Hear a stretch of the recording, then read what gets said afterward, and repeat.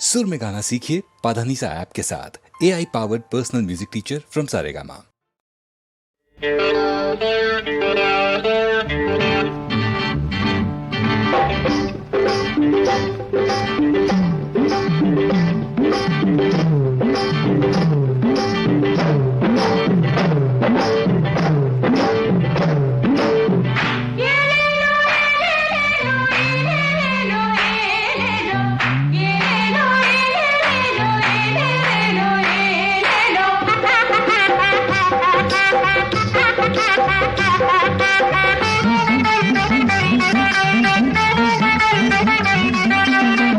மறைஞ்சி நின்னு பாக்குற பொண்ணு கிட்ட வாடி மெல்ல,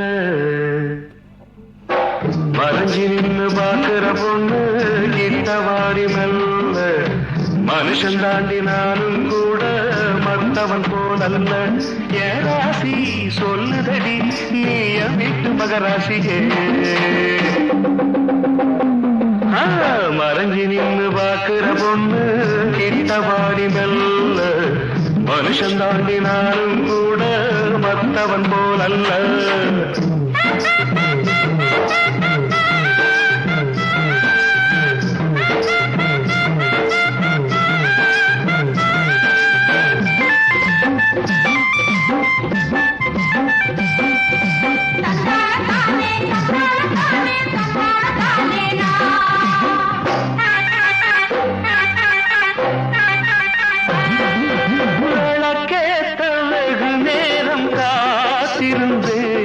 நீ விளையாட்ட வினையாக்கி வரவே இல்லை. முகத்தோடு திரை போடும் பூவையடி, ஓ மனத்தோடு திரை போட்ட கதை என்னடி. முறை இங்கே இருக்கையிலே திரை என்ன தேவையடி. நீ வந்தாலும் நின்னாலும் சொல்லாமல் போனாலும் நீதானே நானம்மா, நான் தானே நீ அம்மா. நீதானே நானம்மா, நான் தானே நீ அம்மா. மறைஞ்சி நின்னு பாக்குற பொண்ணு கிட்ட வாடி நல்ல. மனுஷன் தாண்டி நானும் கூட மத்தவன் போலல்ல.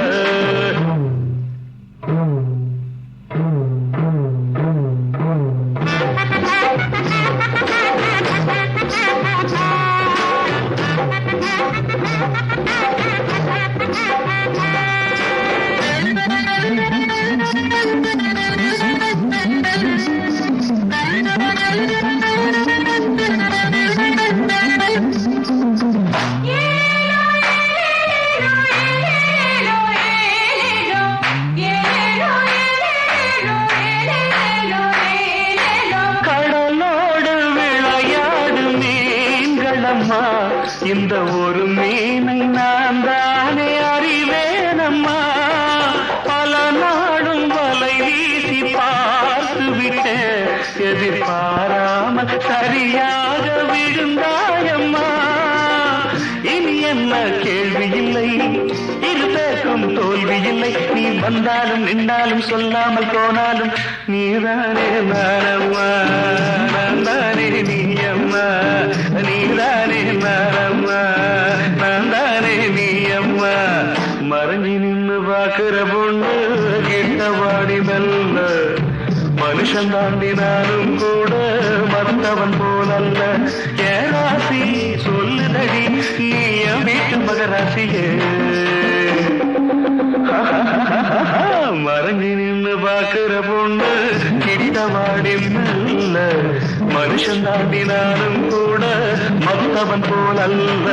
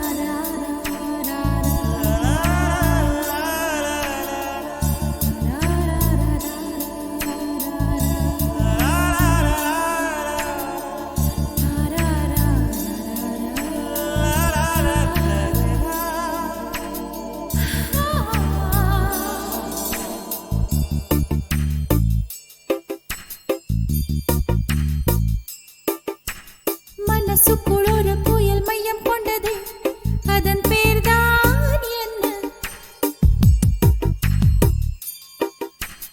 புயலுக்கு காதல் என்று பேர் சொல்கின்றார், அடுத்த நிலைதான் என்ன? இந்த புயல் என்று கரை கடந்தால் இன்னும் என்னென்ன ஆகும், என்னென்ன ஆகும்? பூகம்பம் நேரும், பூவில் பூகம்பம் நேரும், பூகம்பம் நேரும், பூவில் பூகம்பம் நேரும்.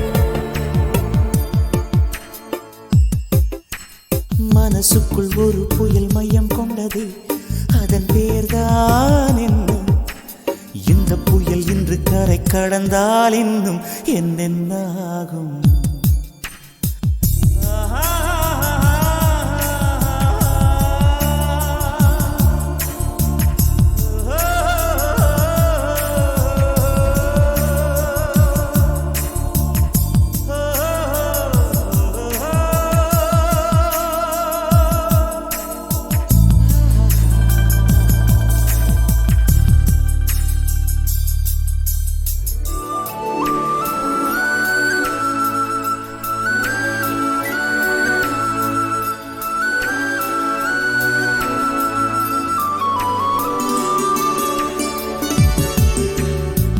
மூச்சு விடவும் மறந்து விட்டேன்,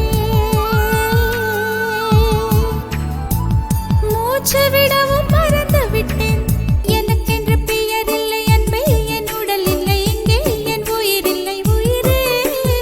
என்ன புதுமை அட தூக்கம், என் இடக்கண்ணில் காணா, என் வலக்கண்ணில் நிஜமா? மூங்கிலுக்குள் நுழைகின்ற காற்று முக்தி பெற்று திரும்புதல் போல, உன் மடியில் சொல்லாய் விழுந்தவன் கவியாய் முளைத்தேன். உன் பொன்மடி வாழ்க, நம்மை காதல் வாழ்க, நம்மை காதல் வாழ்க, நம்மை காதல் வாழ, நம்மை காதல் வாழ்க. மனசுக்குள் ஒரு புயல் மையம் கொண்டது, அதன் பேர்தான் என்ன? இந்த புயல் என்று கரை கடந்தால் இன்னும் என்னென்ன ஆகும்?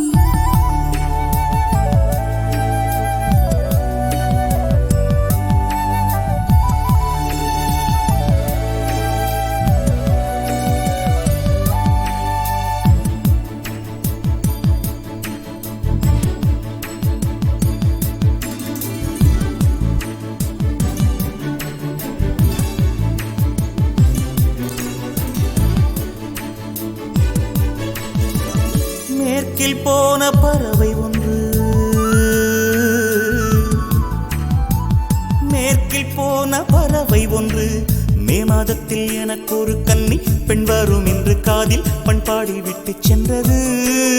என்ன வியப்பு அந்த பாடல், பண் தேயும் உன்னை கண்ணே, என் கண்கள் உன்னை கண்டது.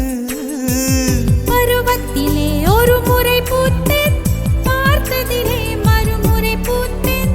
உன் மார்பின் மையத்தில் எனக்கு ஒரு குடிசை போட்டு நான் வாழ்ந்திட வேண்டும். நம்மை காதல் வாழ்க, நம்மை காதல் வாழ்க, நம்மை காதல் வாழ்க, நம்மை காதல் வாழ்க, நம்மை காதல் வாழ்க, நம்மை காதல் வாழ்க.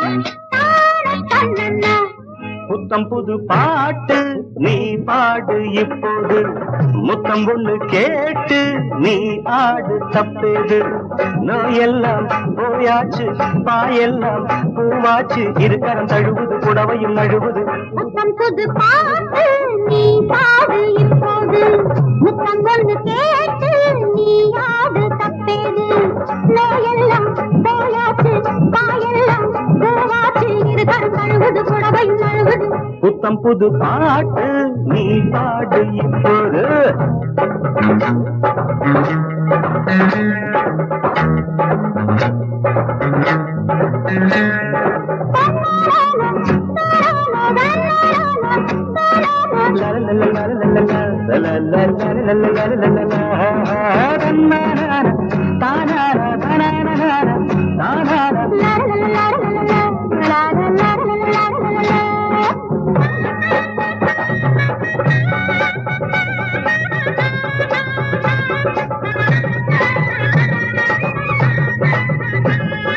குத்து விளக்கேற்றும் அவசியம் என்ன அடிப்பதில் இருக்கிற சுலபத்துக்காக வளையல்கள் போடும் அவசியம் என்ன இரவு அடிக்கடி எச்சரிக்கை செய்ய புடவைக்கு மேலே பூத்தது என்ன விதையதும் இல்லாமல் கனிவரும் செய்தி என்ன செய்தி என்ன மாமா தனியல்ல மலரது இனி என்ன சொல்ல புத்தம் புது பாட்டு நீ பாடு இப்போது முத்தம் ஒன்று கேட்டு நீ ஆடு தப்பேது எல்லாம் போயாச்சு பாயெல்லாம் பூவாச்சு இரு கரம் நழுவது புடவையும் நழுவது புத்தம் புது பாட்டு நீ பாடு இப்போது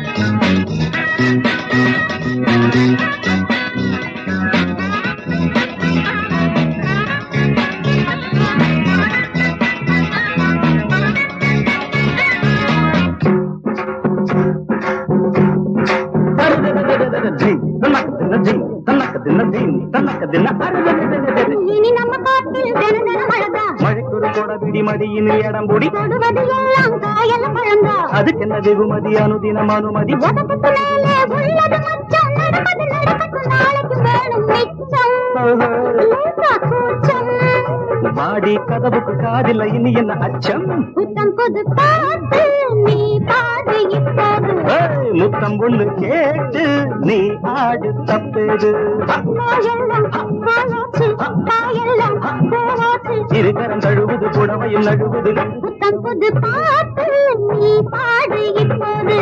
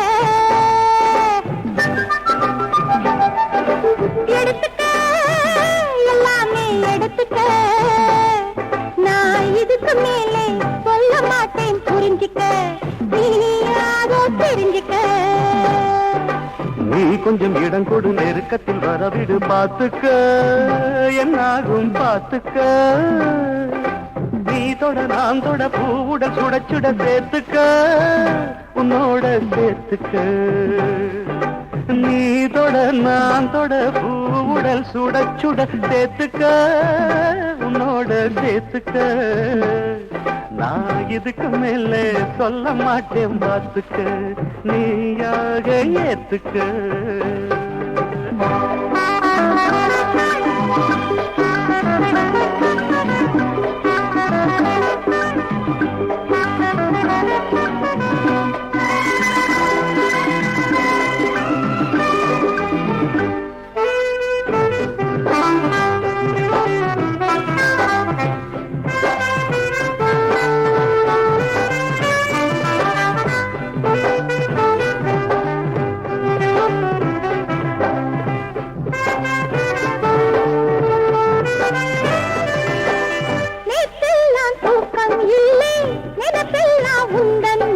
மாமின்வாரே மாரை கட்டி பங்குனி மாசம் மேளங்கொட்டி பாலோடு பொங்கும் பானை பார்த்தாலே விடுமா பூனை உன் தேகம் பொல்லாதது என் தேகம் என்னாவது ஏரோட்ட வந்தான் மச்சான் எதுக்காக வயல வச்சான் போக போக இங்கே எங்கே போக்கிரி ராஜா தீண்டுவதென்ன வேறென்ன கேட்க போற விரகத்தை திக்க போற நீ சொன்னா கல்யாணம் தான் என்னாடும் கச்சேரிதான் சேர்த்துக்க உன்னோட சேர்த்துக்க நான் இதுக்கு மேலே சொல்ல மாட்டேன் புரிஞ்சுக்க நீ அதை தெரிஞ்சுக்க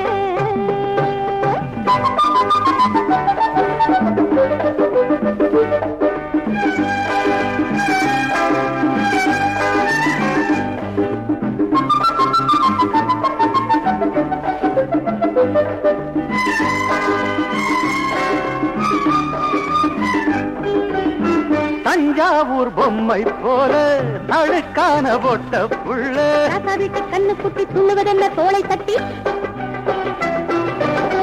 கொய்யாதான் காய்ச்சி தொங்க கொத்தாதோ கிளியும் திங்க என் கண்ணே செம்மாங்கனி செம்பொன்னே சிந்தாமணி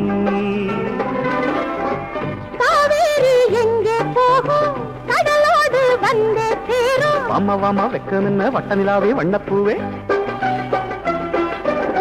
பூவாட்டம் என்ன கிள்ளு மெதுவாட்டம் என்ன அள்ளு தாயாக தாளாட்டணும் உன் தேயாக சீராட்டணும்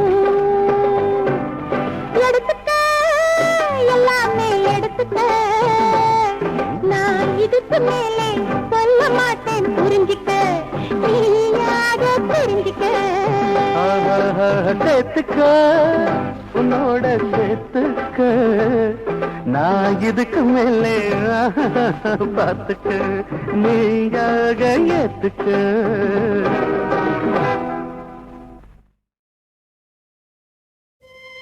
படைப்பை தொடங்குவதற்கு முன் உலகம் என்று ஒன்றும் இல்லை. எல்லாம் பாழாகவும் வெறுமையாகவும் சூன்யமாகவும் இருந்தன.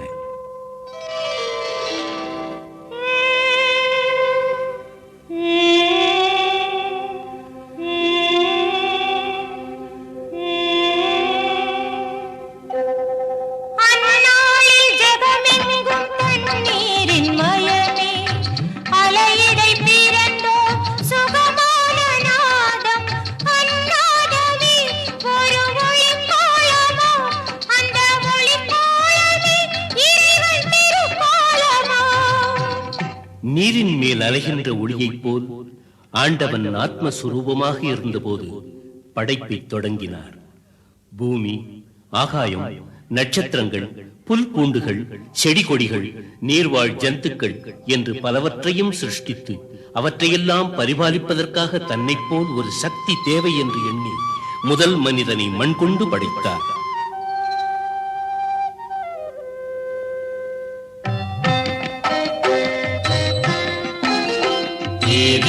மனத்திலே உதித்தார்களே ஆதாமும் ஏவாளும் முதல் மாந்தராய் அவர் நெஞ்சில் பாவத்தின் விதை தூவவே வந்தானே சாத்தானும் பாம்பாகவே. இச்செய்தி பரமாத்மன் நெஞ்சீடியாக மூவரையும் சிவன் கொண்டு சபித்தாரடா.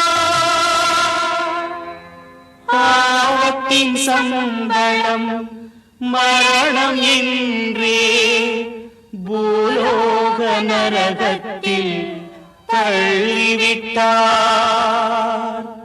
ஆதி தம்பதிகளுடன் பாவம் என்று ஒன்றும் பூமிக்கு வந்து சேர்ந்தது. காம குரோத மதமாச்சரியங்கள் பூமியில் நிறைந்தன அந்த தம்பதிகளின் சந்ததிகளாக.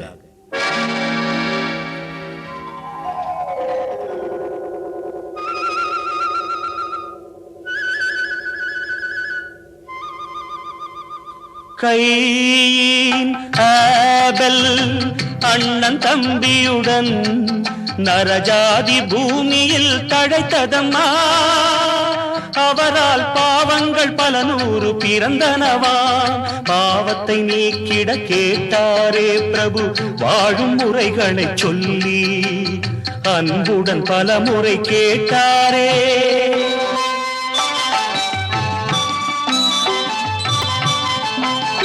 மந்தமதி மாந்தர்கள் காம குரோதம் கொண்டு தேவதேவனை மறந்து விளையாடினார். நெருப்பினால்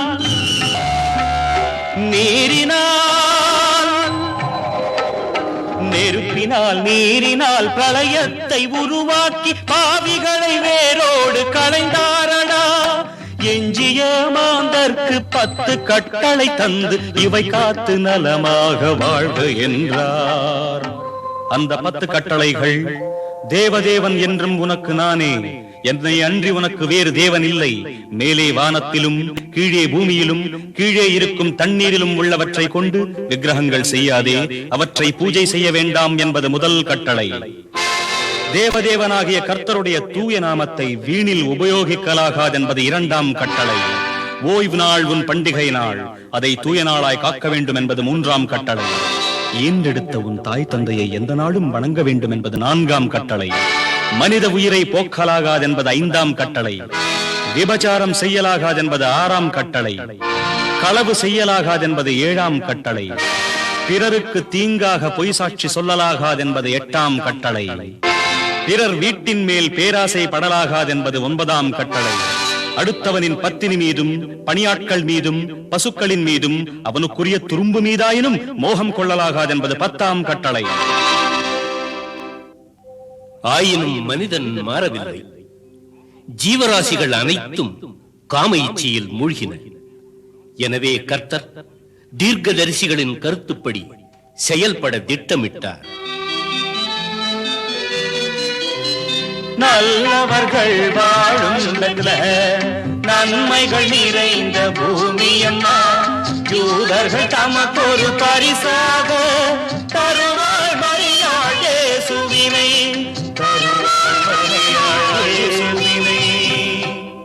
உலகத்தின் மேன்மைக்காக தான் மனித வழிவெடுக்க வேண்டும் என்று எண்ணிய கர்த்தர் கன்னிமரியாளின் வயிற்றில் உருக்கொள்ள சித்தம் கொண்டார். இன்றைக்கு 2000 ஆண்டுகளுக்கு முன்னர் தனது திருத்தூதரான காப்ரியேலை மரியாளிடம் அனுப்பி தனது சித்தத்தை தெரிவித்துக் கொண்டார். மங்களம் மங்களம் மரியம்மா, விரைவிலே தங்க மகன் பிறப்பானம்மா.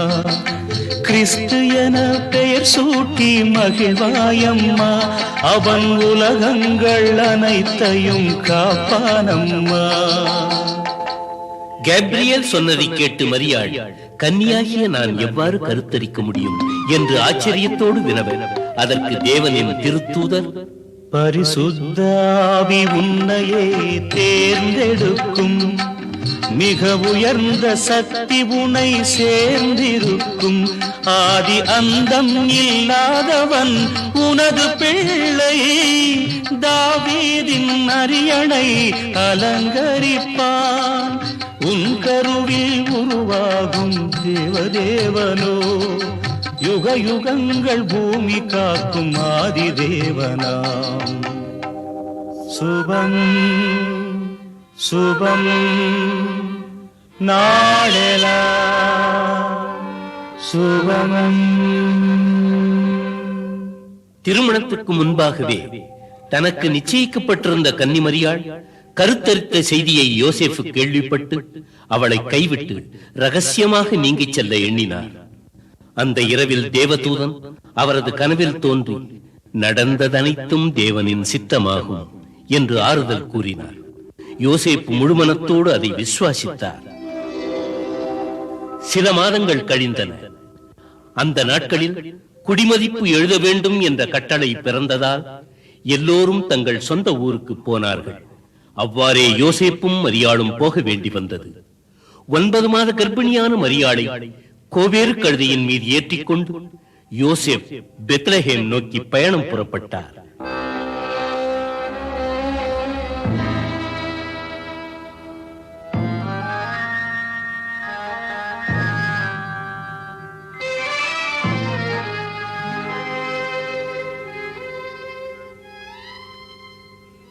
எத்தனை தூரமோ பெத்லஹேம், எத்தனை நாள் நடப்பதோ கால்கள் நோகுதே.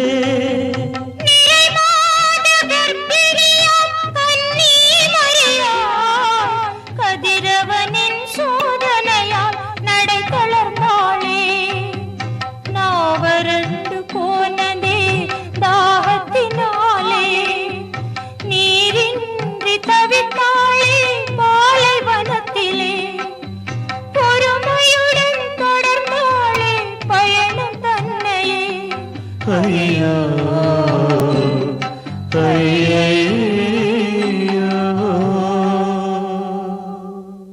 யோசேப்பும் மரியாளும் மிகுந்த கஷ்டப்பட்டு பெத்லஹேம் வந்து சேர்ந்தார்கள். நகர் முழுவதும் ஒரே கூட்டம், எங்கு நோக்கினும் மக்கள் வெள்ளம். அந்த தம்பதிகளுக்கு உட்காருவதற்கு கூட இடம் கிடைக்கவில்லை. மிகுந்த பிரயாசைக்கு பிறகு பிரசவ வேதனையால் துடித்துக் கொண்டிருந்த மரியாளுக்கு மட்டும் ஒரு மாட்டுத் தொழுவத்தில் இடம் கிடைத்தது. அந்த கன்னித்தாய் மாதர்குல மாணிக்கம் பிரசவ வேதனையால் துடித்துக் கொண்டிருந்தாள். இந்த உலகத்தை காத்து ரட்சிக்க ஒரு மகா புருஷன் அவதரிக்கப் போகிறார். வந்து கொண்டிருக்கிறார், வந்துவிட்டார்.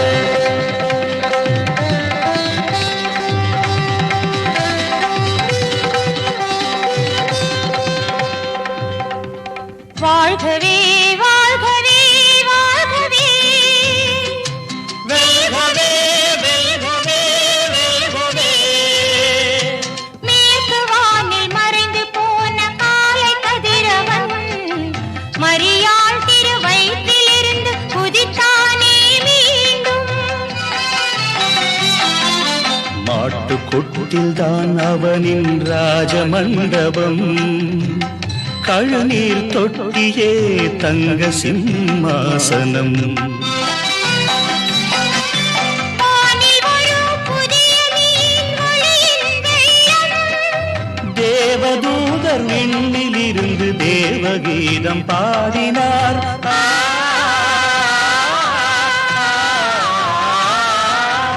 இயற்கை முழுதும் நிலை மறந்து நடனம் ஆடலானதே.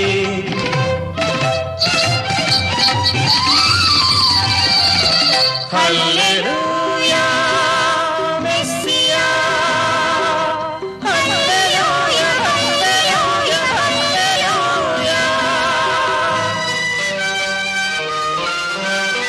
தர்மசாஸ்திரம் குறித்தது போலே இயேசு மண்ணில் பிறந்தாரே. இயேசு பிறப்பை குறித்தது போலே வானில் புது மீன் குதித்தது. ஆடு காக்கும் இடையர் தமக்கு தூதன் செய்தி கிடைத்தது. மனிதரை காக்கும் தேவன் பிறப்பின் பெருமை முழுதும் புரிந்தது. கிழக்கு தேசத்திலிருந்து எருசலேமுக்கு வந்த வானசாஸ்திரிகள் எரோது ராஜாவை கண்டு வானத்தில் உதித்த நட்சத்திரத்தை பற்றி அறிவித்தனர். வாழ்க வாழ்க ஏரோது ராஜா, உனது வாழ்க்கை இன்று உயர்வானதே. கிழக்கு தேசம் எங்களுக்கு தாரகை அம்மை சேர்த்ததிங்கு. யூத மக்களை காப்பதற்காக உன்னாட்டில் பிறந்தார் நீதி தேவன். மனித இனத்தை ஆளப் போகும் மேன்மை மிகுந்த ஜோதியாம். பிறந்த இடத்தை காட்டுவாய், வணங்கிச் செல்வோம் நாங்களே.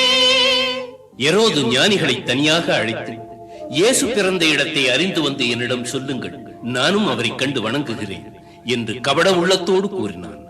அந்த ஞானிகள் புதிய நட்சத்திரத்தை பின்தொடர்ந்து மீண்டும் பயணமானார்கள்.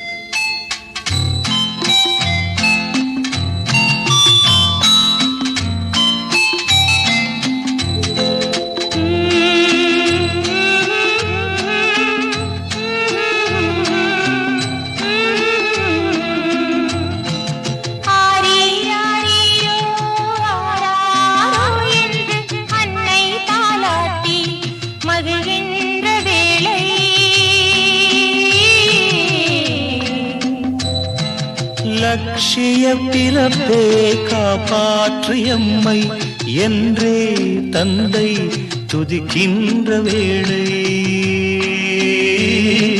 துதிக்கின்ற வேளை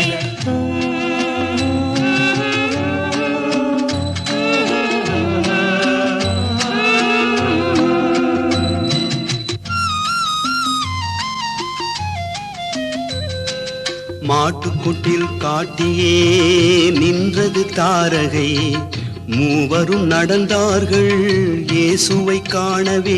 சாம்பிராணி போலமே கட்டி தங்கம் தாங்கள் கொண்டு வந்த பரிசெல்லாம் கொடுத்தார்கள். உமை கண்ட எம் வாழ்வு தூய்மையானதென்றே மனமாற இயேசுவை துதித்தார்கள்.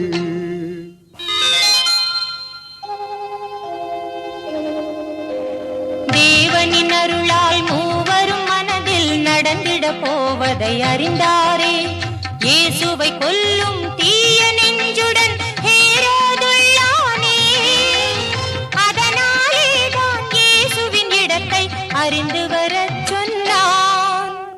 தேவதூதன் எச்சரித்தபடியால் ஞானிகள் மூவரும் மறுபடி எரோதை சந்திக்காமல் வேறு வழியாக தங்கள் நாட்டிற்கு திரும்பிச் சென்று விட்டனர்.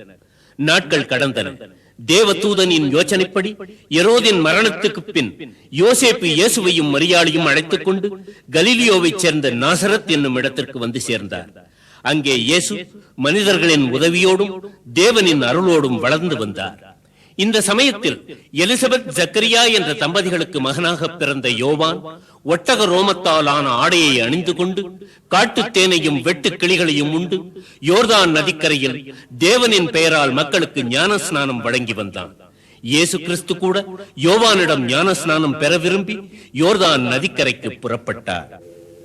ஏழை போலே இயேசுநாதனும் யோர்தான் வந்து சேர்ந்தார். ஞான ஸ்நானம் எனக்கும் அருள் என யோவான் தன்னை கேட்டார். மரியாளின் செல்வமே, நசரேத்தின் மைந்தனே, நீ வரும் நாளை நானும் பார்த்திருந்தேனே. புனித இயேசு புன்னகை புரிந்தார், தர்மம் வாழ்கவே. இப்போதெனக்கு ஞான ஸ்நானம் நீரே அருளும் என்றார். இயேசுவின் கையால் ஞானஸ்நானம் பெற வேண்டிய யோவான் இயேசுவின் வார்த்தையை தட்ட முடியாமல் அவருக்கு ஞானஸ்நானம் வழங்கினார். ஞானஸ்நானம் பெற்றுக்கொண்டு இயேசு தண்ணீருக்குள்ளிருந்து வெளியே வந்தபோது வானத்திலிருந்து தேவனின் ஆவி ஒரு புறாவின் வடிவத்தில் வந்து இயேசுவின் தோள் மீது அமர்ந்தது. அப்போது அசரீரி இவ்வாறு உரைத்தது: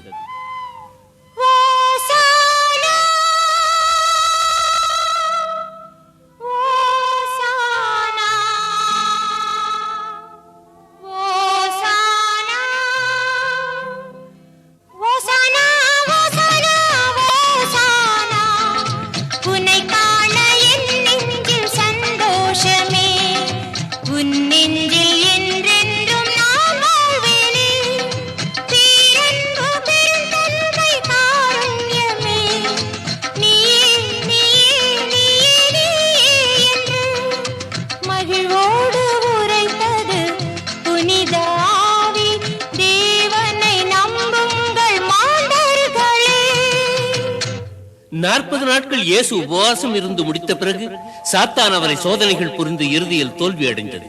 அதற்கு பிறகு இயேசுவானவர் நாசரத்தை விட்டு புறப்பட்டு நதிக்கரையோரத்து கிராமங்களுக்கெல்லாம் சென்று பின்வருமாறு போதனைகள் புரிந்தார். மனம் திருந்தி வாழ்கின்ற மாந்தர்க்கெல்லாம் மிக அருகில் உண்டாகும் சொர்க்கம் அது. என்னை நம்பி வாழ்கின்ற நெஞ்சத்திலே என்றென்றும் மரணத்தின் பயம் இல்லையே. உபதேசம் செய்து கொண்டே ஒரு நாள் கடற்கரைக்கு போனார். அங்கே மீன் பிடித்துக் கொண்டிருந்தவர்களை பார்த்து, உங்களுக்கு மனிதர்களை பிடிக்கும் வழியை கற்றுத் தருகிறேன் வாருங்கள் என்று கூறி 12 பேரை தனக்கு சீடர்களாக சேர்த்துக் கொண்டார். பிறகு மக்களுக்கும் சீடர்களுக்கும் என்ன சொன்னார் தெரியுமா? எளியவனே பாக்யவான், இயேசு பாதம் சேர்ந்திடுவான். துன்புறுவோன் பாக்யவான், தேவனன்பை தேடிடுவான். பொறுத்திடுவோன் பாக்யவான், பூமியையே ஆண்டிடுவான்.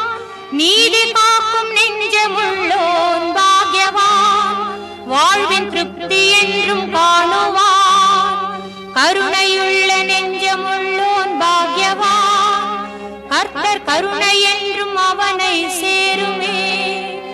ஆத்ம சுத்தி உள்ளவனே பாக்யவான், ஆண்டவனின் தரிசனத்தை பெற்றிடுவான். சமாதானம் விரும்பிடுவோன் பாக்யவான், தேவனவன் பிள்ளை என பேர் பெறுவான். அவருக்கென்று துன்புறுவோன் பாக்யவான், அவரை சேரும் பாதையிலே நடந்திடுவான். அவர் உலகத்தை பார்த்து இவ்வாறு கூறினார். விபச்சாரம் செய்தல் ஒன்றே பாவமில்லை, அந்த எண்ணம் கொண்டு பார்ப்பதுவே பாவத்தின் எல்லை. சொர்க்கத்தின் மேல் ஆணையிட்டால் குற்றம், அது உன் தேவன் சிம்மாசனம். பூமியின் மேல் எந்த நாளும் ஆணையிடாதே, அது உன் தந்தை பாதபீடமாம். உன்மேல் எந்நாளும் ஆணையிடாதே, உனக்கே நீ சொந்தமில்லை மனிதா. கண்ணுக்கு கண்ணே, சொல்லுக்கு சொல்லே, மோசே தர்ம சாஸ்திரம் கேட்டீர்கள், அதை மாற்றிடவே நானும் வந்தேன். பரம்பொருளின் அதிகாரம் பெற்று வந்தேன். குந்தன் ஒரு கன்னத்தில் அடிக்கும் ஆளிடம் மறு கன்னம் தன்னை காட்டு மானிடா. பிறர் குந்தன் பெருமை சொல்லவே எப்போதும் செய்யாதே தர்மமே. ஒரு கையால் செய்கின்ற தானங்கள் உங்கள் மறு கையும் அறியாமல் செய்யுங்கள். பிறர் பார்க்க எந்நாளும் செய்யாதே பிரார்த்தனை, தனிமையிலே செய்வதுதான் இறைவன் கீர்த்தனை.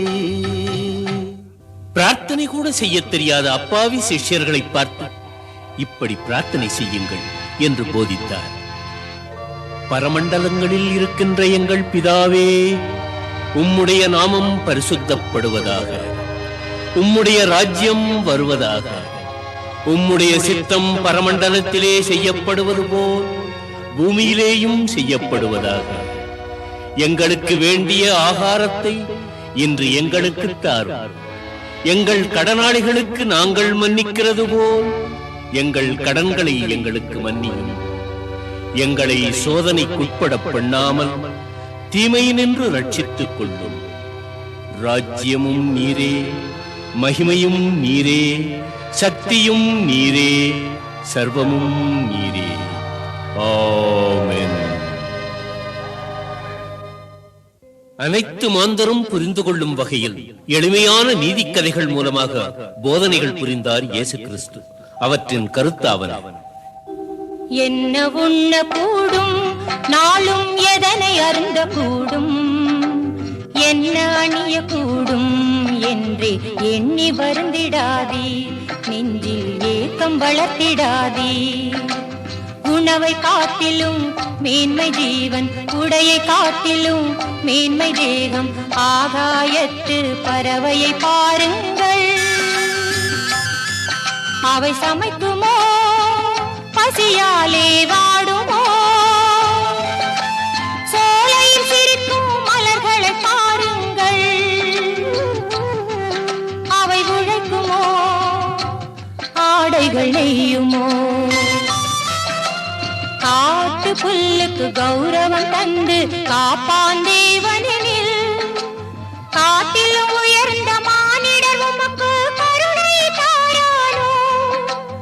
ஆத்ம நிச்சயம் உள்ளவர் வாழ்வை ஆண்டவர் நடத்துகிறார்.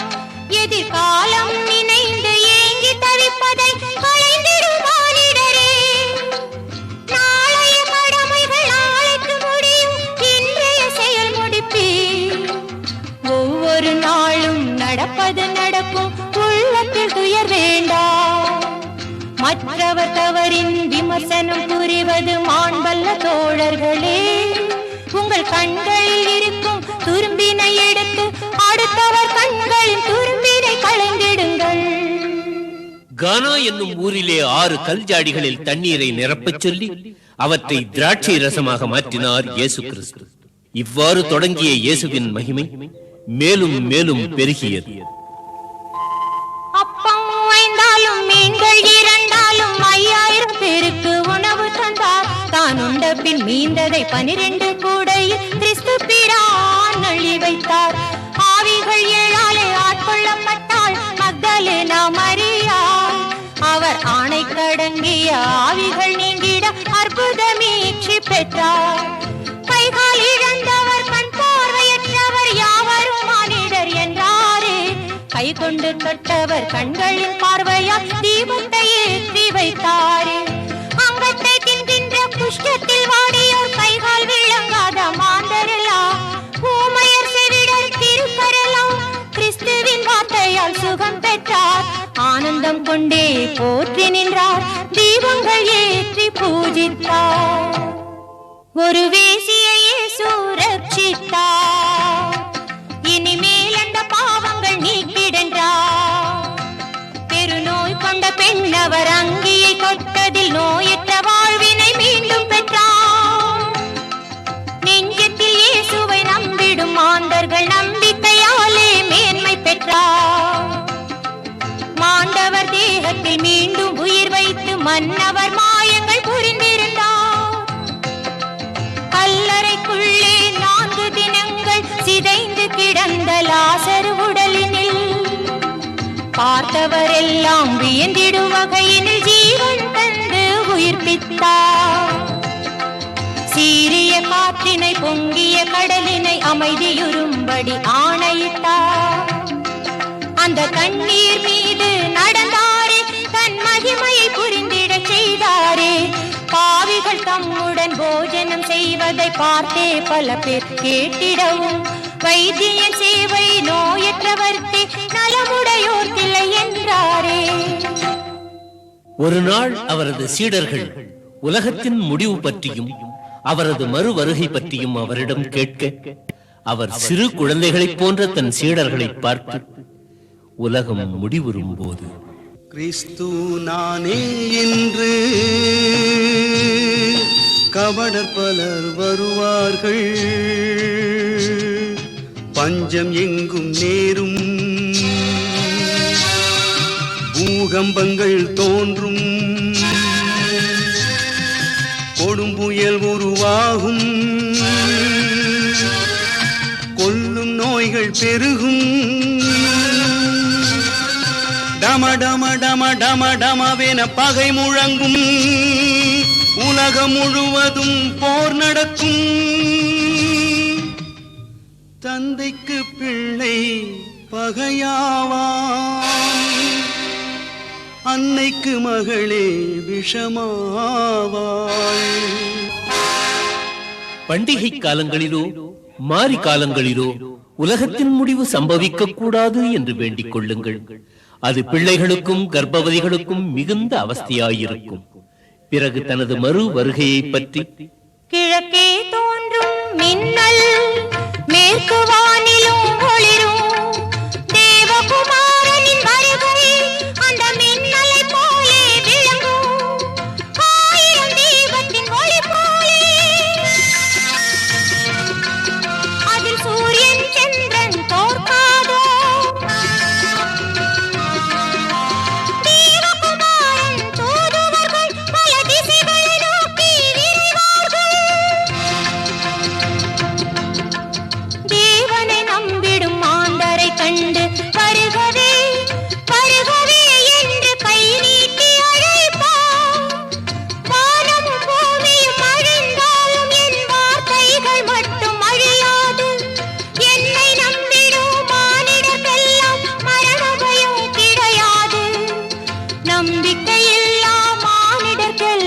நரகந்தானே முடிவாகும். சில நாட்களுக்கு பிறகு வேத பாரகரும் பரிசேயரும் மதகுருக்களும் அவரை சிறைபிடிக்க தீவிரமாக உழைத்தனர். இயேசு சொல்லால் கோபமுற்ற மதகுருமார்கள் இயேசுவினை சிறைபிடிக்க திட்டமிட்டார்கள். யூத குல மன்னர் என்று தன்னை கூறினார். அவன் 3 நாளில் ஆலயத்தை முடிப்பேன் என்றான். தம்மை மீட்க வந்தவன் என்றறியாமல் அவர் வாழ்வு தீர்க்க முயன்றார்கள் நெஞ்சிரங்காமல். மரித்தாலும் 3ஆம் நாள் எழுவான் என்றோ அவன் மகிமையை அறியாமல் திரிந்தாரந்தோ. ஒரு தினம் மாண்ட 4ஆம் நாள் இயேசுவின் கரத்தால் உயிர் பெற்று எழுந்த லாசருவின் சகோதரி கிறிஸ்துவுக்கு விலையுயர்ந்த சுகந்த தைலங்களைக் கொண்டு அபிஷேகம் செய்தாள். அதனைக் கண்டு சீடர்களில் ஒருவரான யூதாஸ், இந்த தைலங்களை இப்படி வீணாக்காமல் இவற்றை விற்று பணத்தை ஏழைகளுக்கு கொடுக்கலாம் அல்லவா என்று கேட்க, இயேசுவானவர், ஏழைகள் பூமியில் என்றும் உள்ளாரே, துயரங்கள் எங்கே நிரந்தரமான ஒன்றே. ஏழை தமக்கு சேவைகள் புரிய உங்களில் பலருண்டு. நான் வாழும் நாளோ குறைவாகும், அதனால் மரியாள் தைலமிட்டாள். இது கல்லறை காண செல்லும் யூதாஸ் காரியோத் வெறும் 30 வெள்ளிக்காசுகளுக்காக இயேசுவை காட்டிக் கொடுக்க துணிந்தான்.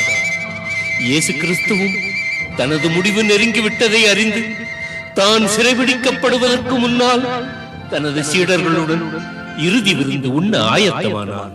இந்த இரவு இது மறக்கவண்ணா இரவு. இந்த இரவு இது மறக்கவண்ணா இரவு.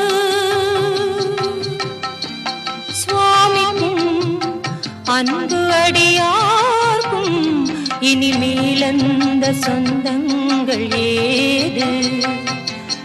அந்த தேவனின் திவ்ய ரூபம் அவன் கருணை தரும் லாபம். அவையாவும் தீரும் இனி என்று போடும். கிறிஸ்து தனது சீடர்களின் பாதங்களை கழுவி, தலைமை கொள்ள விரும்புவோர் தொண்டர் போல் பணியாற்ற வேண்டும் என்று போதித்து விருந்தை துவக்கினார். அப்பத்தை எடுத்து வானத்தை பார்த்து பிரார்த்தனைகள் புரிந்தார். இது அப்பமில்லை அடியேன் தேகம், புசித்திடுவீர் என்றார். திராட்சை ரசத்தை ஸ்தோத்திரம் புரிந்து தேவனுக்கே படைத்தார். இதை அனைவரும் பகிர்ந்து அருந்துங்கள். இது நாம் சிலுவையில் வடித்திடப் போகும் இரத்தம் என்பதை அறிந்திடுவீர். பின்னர் இயேசு தனது 12 சீடர்களையும் உற்று நோக்கி, உங்களில் ஒருவனே என் மரணத்துக்கு காரணமாக இருப்பான். அவன் பிறவாமலேயே இருந்திருந்தால் எவ்வளவு நன்றாக இருக்கும் என்று கூறினார். ஒவ்வொரு சீடரும் இயேசுவிடம் அது நானோ என கேட்டார். அவர் செவ்விதழோரம் புன்னகை தவழ யூதாஸ் தன்னை பார்த்தார். நானா பிரபு நான் தானா என யூதாஸ் கேட்டானே. ஆண்டவர் இயேசு அமைதியோடு இஸ்காரியோத்தை பார்த்தாரே.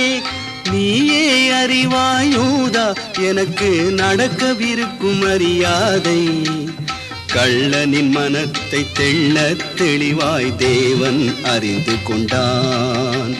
தேவனின் பார்வையை தாங்க உண்ணாமல் யூதாஸ் எழுந்து சென்றான். அந்த இரவு கிறிஸ்து தனது 11 சீடர்களையும் அழைத்துக் கொண்டு ஏகாந்தமான மலையடிவாரத்துக்கு வந்து அவர்களை அங்கே விட்டுவிட்டு பேதுருவையும் யோவானையும் யாக்கூபையும் மட்டும் அழைத்துக் கொண்டு கெத்செமனே தோட்டத்துக்கு சென்று நிலத்தில் விழுந்து மரணம் வந்தது போல் துடித்து, பிதாவே, இந்த பாத்திரம் என் உதடுகளை விட்டு நீங்குவது என் விருப்பப்படி அன்று, சித்தப்படியே நடக்கட்டும் என்று பிரார்த்தனை புரிந்துவிட்டு சீடரிடம் வந்து சேர்ந்த போது அவர்கள் உறங்குவதைக் கண்டார். இதற்கிடையில் யூதாஸ் காவலர்களுடன் அங்கு வந்திருந்தான். கிறிஸ்துவை ரஃபி வாழ்க என கூறி முத்தமிட்டான். காவலர்கள் உடனே இயேசுவை கைது செய்து அழைத்துச் சென்றார்கள். பாவம் நீக்க வந்தவரை பாவி என்று நிந்தனைகள் புரிந்தாரே கூவி, ஏதேதோ பழி கூறி இகழ்ந்தாரே முகத்தில் இச்சிலினால் அபிஷேகம் நடத்தி, எண்ணம் போலே அவரை வதைத்து எவர் புரிந்தார் என சொல்ல கேட்டாரே நகைத்து.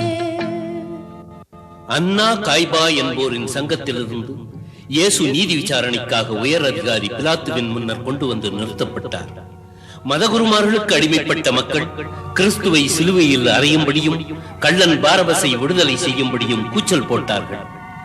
இந்த புண்ணியமூர்த்தி இயேசுவின் விஷயத்தில் நான் நிரபராதி, பழியற்றவன் என்று கூறி ஜனங்களுக்கு முன்பாக கைகளை கழுவினார். செந்நிராடை இட்டார்கள், முள்ளால் மகுடம் புனைந்தார்கள், கையில் பிரம்பொன்றை கொடுத்தார்கள், அதை செங்கோல் என எண்ணச் சொன்னார்கள், தேவனின் முன்பு பணிந்தார்கள், யூதரின் மன்னா வாழ்க என்றார். மன்னவன் ரத்தம் ஆறாக பாயும் வரையில் அடித்தார்கள், அந்த பாவிகள் பார்த்தே மகிழ்ந்தார்கள்.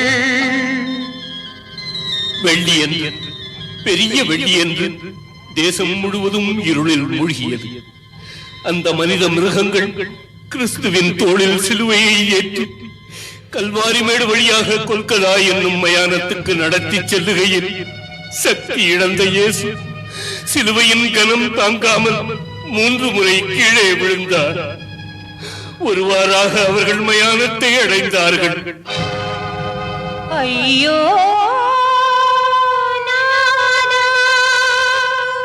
ஐயோ இயேசுநாதா, இயேசுநாதா,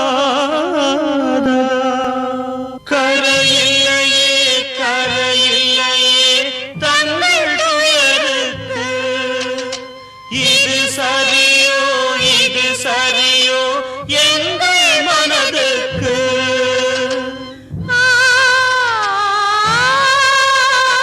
மண்ணில் வானத்தின் சேதி சொல்லவே வந்ததை அறிந்தோ, தங்கள் முகத்திலே பொங்கும் கருணையின் வெள்ளத்தில் மிதந்தோ, மலரை போன்றவும் வதனம் முழுவதும் சிவந்து போனதோ, சிரசில் இருந்து நதியை போலவே குருதி பாயுதையோ, வண்ண முகத்திலே எச்சில் அருவிகள் வழிகின்றதென்ன, மின்னும் விழிகளும் குளங்களாகவே நிறைந்தது கண்ணீர்.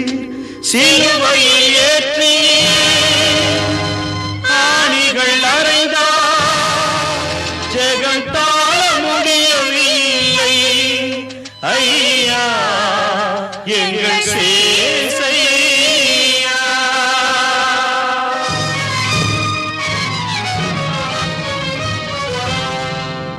வானிலிருந்து வந்த மேசையா, ஆசி வழங்கிய கரங்களுக்குமே ஆணிகள் தான் பரிசா, பலரும் வணங்கிய பாதம் இரண்டுமே புண்படுதல் முறையா, அங்கு பாருங்கள் தேவா, துன்பம் கொண்டவும் அன்னை அழுவதை பாருமையா, உமை போற்றிடும் மக்கள் துயரினை நீ பார்க்க வேண்டும் ஐயா.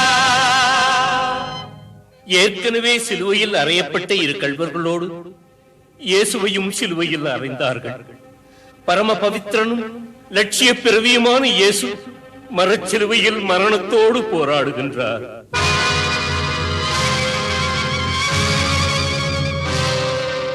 தேவதூதனின் ஆடை மீதிலே பலரும் மோகம் கொண்டார். அவர் தமது பேர்களில் சீட்டு போட்டனர், லாபம் ஒருவர் கொண்டார். யூத மக்களின் மன்னன் இவன் என சிலுவையில் எழுதி வைத்தார். உண்மையில் தேவனின் பிள்ளையனில் நீர் இறங்கி வருக என்றார். பாவிகள் தம்மை மன்னித்திடவே இயேசுவும் வேண்டுகின்றார். பிரபுவே பிரபுவே எங்கள் பிரபுவே, பாவம் புரிவதை அறியாரே, பிள்ளைகள் போன்றவர் பாவிவர். தர்மத்தின் பெயரால் மன்னித்திடுங்கள், தந்தையை வேண்டுகின்றேன். ஏலி ஏலி லாமா சபக்தானி. ஓ தேவனே, எந்தன் தந்தையே, என்னை எங்கு தவிக்க விட்டது ஏனோ என்று இயேசுநாதனும் கதறுகின்றார். அந்த ஜீவ மரண போராட்டத்தின் இடையில் 7 வார்த்தைகள் உரைத்தாரே, இதயம் வெடிக்க ஓலமிட்டு ஆவியை தேவனுக்கு அர்ப்பணித்தாரே.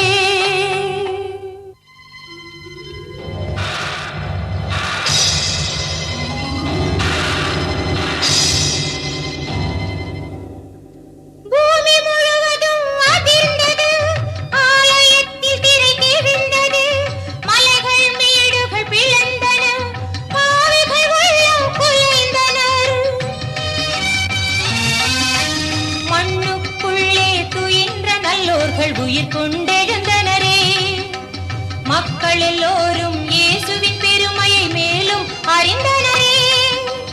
இயேசு தேவனின் பிள்ளை தானென அறிந்ததும் நடுங்கினரே. மனுஷகுமாரனின் மாண்ட உடலினை மண்ணுக்குள்ளே புதைத்தனர் பாவிகளே.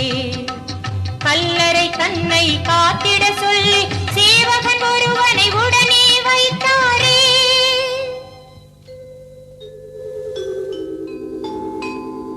தான் உரைத்தது போலே 3ஆம் நாளில் இயேசு உயிர்த்தெழுந்தார். ஹல்லேலூயா, அல்லேலூயா ஹல்லேலூயா, அல்லேலூயா அல்லேலூயா.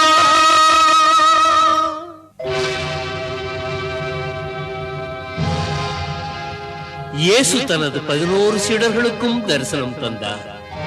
பிறகு சில நாட்கள் ஆங்காங்கே பல பேருக்கு காட்சி தந்து ஒரு நாள் இறுதியில் பரலோகம் எய்தும் போது தனது சீடர்களிடம், வானிலும் மண்ணிலும் அதிகாரங்கள் உள்ளவன் நானே. என் ஆணைகள் ஏற்று அறிவுடன் நடந்து மேன்மை பெற்றே வாழுங்கள். தேவனின் பெயரால் மக்களை சேர்த்து எனது செய்திகள் கூறுங்கள். கிறிஸ்து நாமத்தை பரப்புங்கள். மீண்டும் வருகின்றேன், உம்முடனே வாழ்வேன், உமக்குள்ளே வாழ்வேன். தேவதேவன் அழைக்கின்றார், சொர்க்கம் சேர சொல்கின்றார். இயேசு கிறிஸ்து செல்கின்றார். அனைவரும் பார்த்திட இயேசுநாதனும் வானத்தில் விரைந்தாரே. நமது வாழ்க்கையில் நலங்கள் பெருகிட வாழ்த்திடச் சென்றாரே. கிறிஸ்து பரலோகம் எய்திய பின் அவரை விசுவாசித்த கோடானு கோடி மக்கள் கிறிஸ்தவ மதத்தில் சேர்ந்தார்கள். அந்நாட்களில் சவுல் என்பவன் கிறிஸ்துவர்களை துன்புறுத்தினான். ஒரு நாள் கிறிஸ்து அவனுக்கு முன்பாக தோன்றினார். அவர் ஒளியால் சவுல் பார்வையிழந்தான்.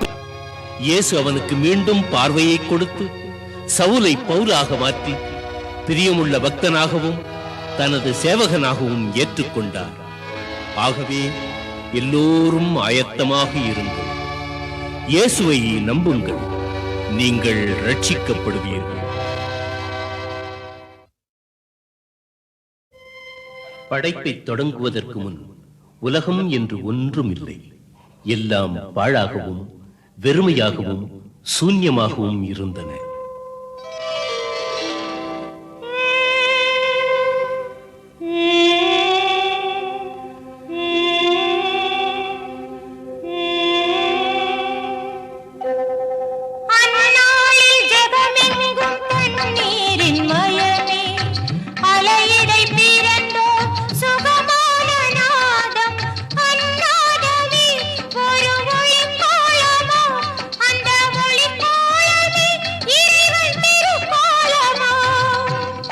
நீரின் மேல் அலைகின்ற ஒளியைப் போல் ஆண்டவன் ஆத்மஸ்வரூபமாக இருந்தபோது படைப்பை தொடங்கினார்.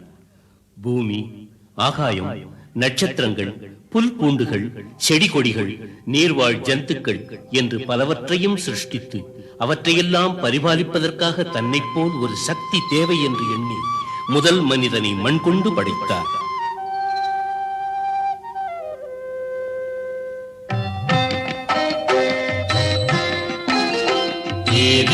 மனத்திலே உதித்தார்களே ஆதாமும் ஏவாளும் முதல் மாந்தராய், அவர் நெஞ்சில் பாவத்தின் விதை தூவவே வந்தானே சாத்தானும் பாம்பாகவே. இச்செய்தி பரமாத்மன் நெஞ்சீடியாக மூவரையும் சிவன் கொண்டு சபித்தாரடா. பாவத்தின் சம்பளம் மரணம் என்றே பூலோக நரகத்தில் தள்ளிவிட்டார். ஆதி தம்பதிகளுடன் பாவம் என்று ஒன்றும் பூமிக்கு வந்து சேர்ந்தது. காம குரோத மதமாச்சரியங்கள் பூமியில் நிறைந்தன அந்த தம்பதிகளின் சந்ததிகளாக.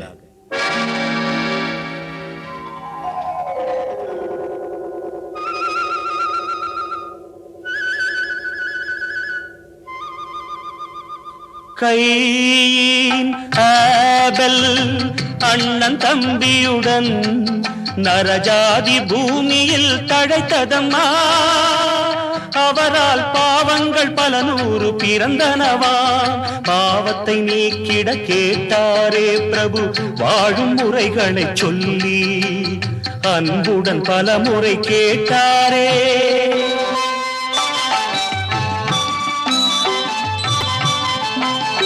மந்தமதி மாந்தர்கள் காம குரோதம் கொண்டு தேவதேவனை மறந்து விளையாடினார். நெருப்பினால்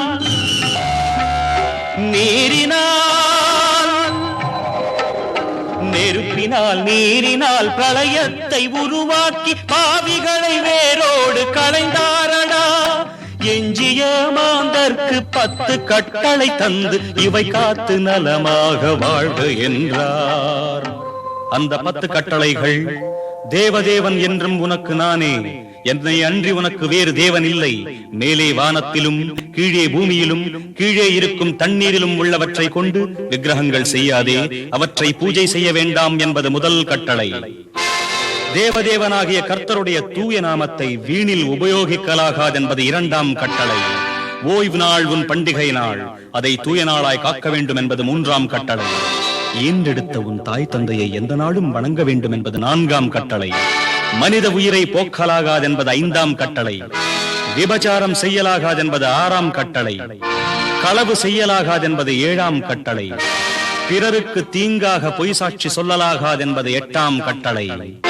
பிறர் வீட்டின் மேல் பேராசை படலாகாதென்பது 9ஆம் கட்டளை. அடுத்தவனின் பத்தினி மீதும் பணியாட்கள் மீதும் பசுக்களின் மீதும் அவனுக்குரிய துரும்பு மீதாயினும் மோகம் கொள்ளலாகாதென்பது 10ஆம் கட்டளை. ஆயினும் மனிதன் மாறவில்லை. ஜீவராசிகள் அனைத்தும் காம இச்சையில் மூழ்கின. எனவே கர்த்தர் தீர்க்கதரிசிகளின் கருத்துப்படி செயல்பட திட்டமிட்டார். நல்லவர்கள் வாழும் பெத்லஹேம், நன்மைகள் நிறைந்த பூமி அம்மா, யூதர்கள் தமக்கொரு பரிசாக தருவாள் மரியாள் இயேசுவினை, தருவாள் மரியாள் இயேசுவினை. உலகத்தின் மேன்மைக்காக தான் மனித வழிவெடுக்க வேண்டும் என்று எண்ணிய கர்த்தர் கன்னிமரியாளின் வயிற்றில் உருக்கொள்ள சித்தம் கொண்டார். இன்றைக்கு 2000 ஆண்டுகளுக்கு முன்னர் தனது திருத்தூதரான காப்ரியேலை மரியாளிடம் அனுப்பி தனது சித்தத்தை தெரிவித்துக் கொண்டார்.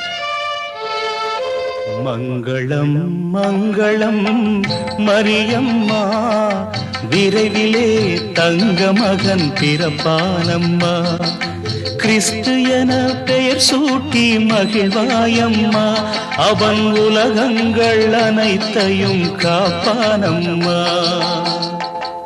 கேப்ரியேல் சொன்னதை கேட்டு மரியாள், கன்னியாகிய நான் எவ்வாறு கருத்தரிக்க முடியும் என்று ஆச்சரியத்தோடு வினவ, அதற்கு தேவனின் திருத்தூதர், பரிசுத்த ஆவி உன்னையே தேர்ந்தெடுக்கும், மிக உயர்ந்த சக்தி உனை சேர்ந்திருக்கும், ஆதி அந்தம் இல்லாதவன் உனது பிள்ளை, தாவீதின் அரியணை அலங்கரிப்பான், உன் கருவில் உருவாகும் தேவதேவனோ, யுக யுகங்கள் பூமி காக்கும் ஆதி தேவனாம். சுபம் சுபம் நாளெலா சுபமம். திருமணத்துக்கு முன்பாகவே தனக்கு நிச்சயிக்கப்பட்டிருந்த கன்னிமரியாள் கருத்தரித்த செய்தியை யோசேப்பு கேள்விப்பட்டு அவளை கைவிட்டு ரகசியமாக நீங்கிச் செல்ல எண்ணினார். அந்த இரவில் தேவதூதன் அவரது கனவில் தோன்றி நடந்ததனைத்தும் தேவனின் சித்தமாகும் என்று ஆறுதல் கூறினார். யோசேப்பு முழுமனத்தோடு அதை விசுவாசித்தார். சில மாதங்கள் கழிந்தன. அந்த நாட்களில் குடிமதிப்பு எழுத வேண்டும் என்ற கட்டளை பிறந்ததால் எல்லோரும் தங்கள் சொந்த ஊருக்கு போனார்கள். அவ்வாறே யோசேப்பும் மரியாளும் போக வேண்டி வந்தது. 9 மாத கர்ப்பிணியான மரியாளை கோவேறு கழுதையின் மீது ஏற்றிக்கொண்டு யோசேப் பெத்லஹேம் நோக்கி பயணம் புறப்பட்டார்.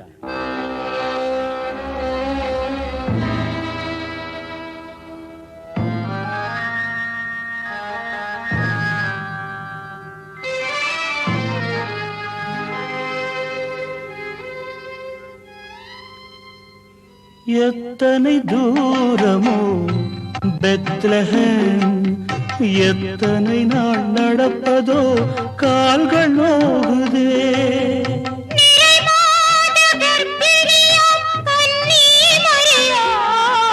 கதிரவனின் சோதனையால் நடை தளர்ந்தாளே, நாவரண்டு போனதே தாகத்தினாலே, நீரின்றி தவித்தாளே பாலைவனத்திலே, பொறுமையுடன் தொடர்ந்தாளே பயணம் தன்னையே. ஐயா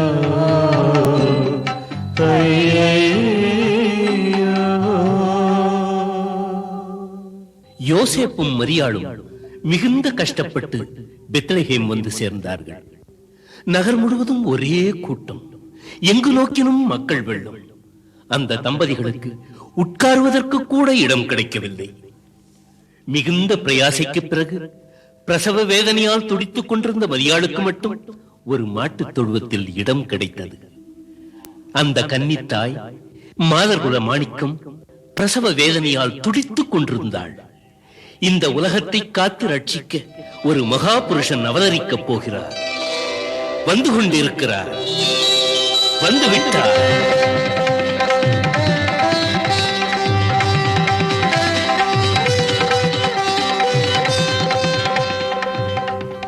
வாழ்கவே வாழ்கவே வாழ்கவே, வெல்கவே வெல்கவே வெல்கவே. மேற்கு வானில் மறைந்து போன காலை கதிரவன் மரியாள் திரு வயிற்றிலிருந்து குதித்தானே மீண்டும். மாட்டு கொட்டில் தான் அவனின் ராஜமண்டபம், கழுநீர் தொட்டியே தங்க சிம்மாசனம். வானில் ஒரு புதிய மீன் மொழியின் வெள்ளம். தேவதூதர் விண்ணிலிருந்து தேவகீதம் பாடினார்.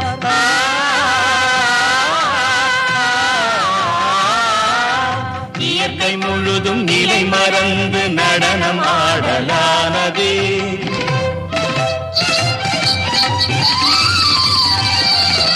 ஹல்லேலூயா மெஸ்ஸியா, ஹல்லேலூயா ஹல்லேலூயா ஹல்லேலூயா. தர்மசாஸ்திரம் குறித்தது போலே இயேசு மண்ணில் பிறந்தாரே. இயேசு பிறப்பை குறித்தது போலே வானில் புது மீன் குதித்தது. ஆடு காக்கும் இடையர் தமக்கு தூதன் செய்தி கிடைத்தது. மனிதரை காக்கும் தேவன் பிறப்பின் பெருமை முழுதும் புரிந்தது. கிழக்கு தேசத்திலிருந்து எருசலேமுக்கு வந்த வானசாஸ்திரிகள் எரோது ராஜாவை கண்டு வானத்தில் உதித்த நட்சத்திரத்தை பற்றி அறிவித்தனர். வாழ்க வாழ்க ஏரோது ராஜா, உனது வாழ்க்கை இன்று உயர்வானதே.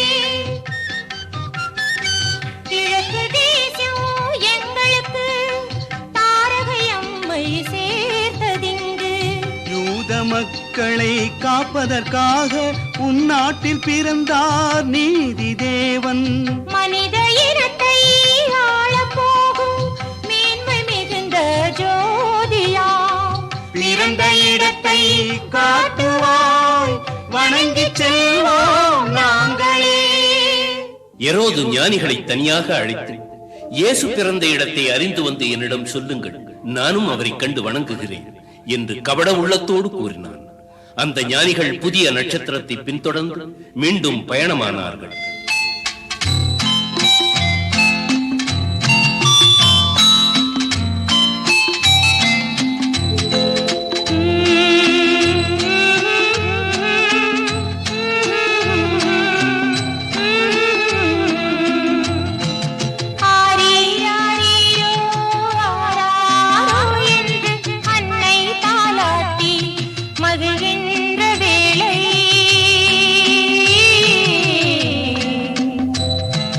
லட்சிய பிறப்பே காப்பாற்றியம்மை என்றே தந்தை துதிக்கின்ற வேளை,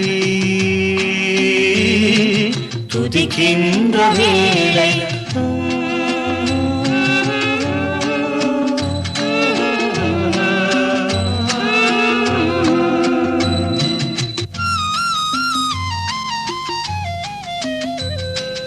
மாட்டுக்குட்டில் காட்டியே நின்றது தாரகை.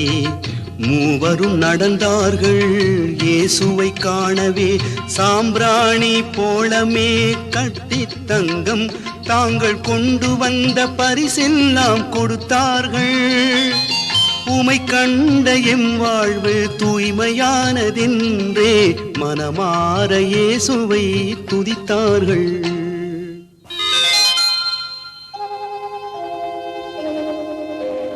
தேவனின் அருளால் மூவரும் மனதில் நடந்திட போவதை அறிந்தாரே. இயேசுவை கொல்லும் தீய நெஞ்சுடன் ஹேரோதுள்ளானே.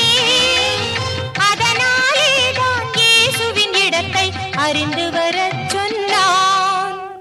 தேவதூதன் எச்சரித்தபடியால் ஞானிகள் மூவரும் மறுபடி எரோதை சந்திக்காமல் வேறு வழியாக தங்கள் நாட்டிற்கு திரும்பிச் சென்று விட்டனர்.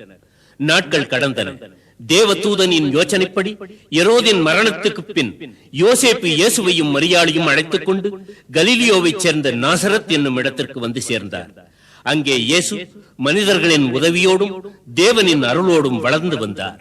இந்த சமயத்தில் எலிசபெத் ஜக்கரியா என்ற தம்பதிகளுக்கு மகனாக பிறந்த யோவான் ஒட்டக ரோமத்தால் ஆன ஆடையை அணிந்து கொண்டு காட்டுத் தேனையும் வெட்டு கிளிகளையும் உண்டு யோர்தான் நதிக்கரையில் தேவனின் பெயரால் மக்களுக்கு ஞான ஸ்நானம் வழங்கி வந்தான். இயேசு கிறிஸ்து கூட யோவானிடம் ஞான ஸ்நானம் பெற விரும்பி யோர்தான் நதிக்கரைக்கு புறப்பட்டார். ஏழை போலே இயேசுநாதனும் யோர்தான் வந்து சேர்ந்தார். ஞான ஸ்நானம் எனக்கும் அருள் என யோவான் தன்னை கேட்டார். மரியாளின் செல்வமே, நசரேத்தின் மைந்தனே, நீ வரும் நாளை நானும் பார்த்திருந்தேனே. புனித இயேசு புன்னகை புரிந்தார், தர்மம் வாழ்கவே. இப்போதெனக்கு ஞான ஸ்நானம் நீரே அருளும் என்றார். இயேசுவின் கையால் ஞானஸ்நானம் பெற வேண்டிய யோவான் இயேசுவின் வார்த்தையை தட்ட முடியாமல் அவருக்கு ஞானஸ்நானம் வழங்கினார். ஞானஸ்நானம் பெற்றுக்கொண்டு இயேசு தண்ணீருக்குள்ளிருந்து வெளியே வந்தபோது வானத்திலிருந்து தேவனின் ஆவி ஒரு புறாவின் வடிவத்தில் வந்து இயேசுவின் தோள் மீது அமர்ந்தது. அப்போது அசரீரி இவ்வாறு உரைத்தது: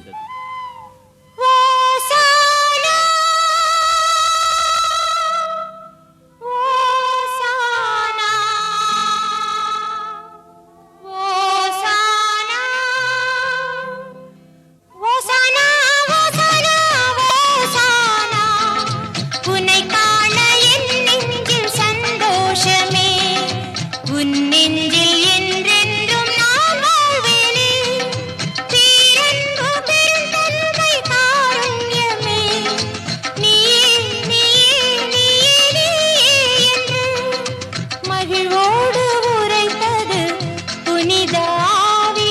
தேவனை நம்புங்கள் மாந்தர்களே. 40 நாட்கள் இயேசு உபவாசம் இருந்து முடித்த பிறகு சாத்தான் அவரை சோதனைகள் புரிந்து இறுதியில் தோல்வி அடைந்தது. அதற்கு பிறகு இயேசுவானவர் நாசரத்தை விட்டு புறப்பட்டு நதிக்கரையோரத்து கிராமங்களுக்கெல்லாம் சென்று பின்வருமாறு போதனைகள் புரிந்தார். மனம் திருந்தி வாழ்கின்ற மாந்தர்க்கெல்லாம் மிக அருகில் உண்டாகும் சொர்க்கம் அது. என்னை நம்பி வாழ்கின்ற நெஞ்சத்திலே என்றென்றும் மரணத்தின் பயம் இல்லையே. உபதேசம் செய்து கொண்டே ஒரு நாள் கடற்கரைக்கு போனார். அங்கே மீன் பிடித்துக் கொண்டிருந்தவர்களை பார்த்து, உங்களுக்கு மனிதர்களை பிடிக்கும் வழியை கற்றுத் தருகிறேன் வாருங்கள் என்று கூறி 12 பேரை தனக்கு சீடர்களாக சேர்த்துக் கொண்டார். பிறகு மக்களுக்கும் சீடர்களுக்கும் என்ன சொன்னார் தெரியுமா? எளியவனே பாக்யவான், இயேசு பாதம் சேர்ந்திடுவான். துன்புறுவோன் பாக்யவான், தேவன் அன்பை தேடிடுவான். பொறுத்திடுவோன் பாக்யவான், பூமியையே ஆண்டிடுவான். நீதி காக்கும் நெஞ்சமுள்ளோன் பாக்யவான், வாழ்வின் திருப்தி என்றும் காணுவான். கருணையுள்ள நெஞ்சமுள்ளோன் பாக்யவான், கர்த்தர் கருணை என்றும் அவனை சேருமே. ஆத்ம சுத்தி உள்ளவனே பாக்யவான், ஆண்டவனின் தரிசனத்தை பெற்றிடுவான். சமாதானம் விரும்பிடுவோன் பாக்யவான், தேவனவன் பிள்ளை என பேர் பெறுவான். அவருக்கென்று துன்புறுவோன் பாக்யவான், அவரை சேரும் பாதையிலே நடந்திடுவான். அவர் உலகத்தை பார்த்து இவ்வாறு கூறினார்: விபச்சாரம் செய்தல் ஒன்றே பாவமில்லை, அந்த எண்ணம் கொண்டு பார்ப்பதுவே பாவத்தின் எல்லை. சொர்க்கத்தின் மேல் ஆணையிட்டால் குற்றம், அது உன் தேவன் சிம்மாசனம். பூமியின் மேல் எந்த நாளும் ஆணையிடாதே, அது உன் தந்தை பாதபீடமாம். உன்மேல் எந்நாளும் ஆணையிடாதே, உனக்கே நீ சொந்தமில்லை மனிதா. கண்ணுக்கு கண்ணே, சொல்லுக்கு சொல்லே, மோசே தர்ம சாஸ்திரம் கேட்டீர்கள், அதை மாற்றிடவே நானும் வந்தேன். பரம்பொருளின் அதிகாரம் பெற்று வந்தேன். குந்தன் ஒரு கன்னத்தில் அடிக்கும் ஆளிடம் மறு கன்னம் தன்னை காட்டு மானிடா. பிறர் உந்தன் பெருமை சொல்லவே எப்போதும் செய்யாதே தர்மமே. ஒரு கையால் செய்கின்ற தானங்கள் உங்கள் மறு கையும் அறியாமல் செய்யுங்கள். பிறர் பார்க்க எந்நாளும் செய்யாதே பிரார்த்தனை, தனிமையிலே செய்வதுதான் இறைவன் கீர்த்தனை. பிரார்த்தனை கூட செய்ய தெரியாத அப்பாவி சிஷ்யர்களை பார்த்து இப்படி பிரார்த்தனை செய்யுங்கள் என்று போதித்தார்.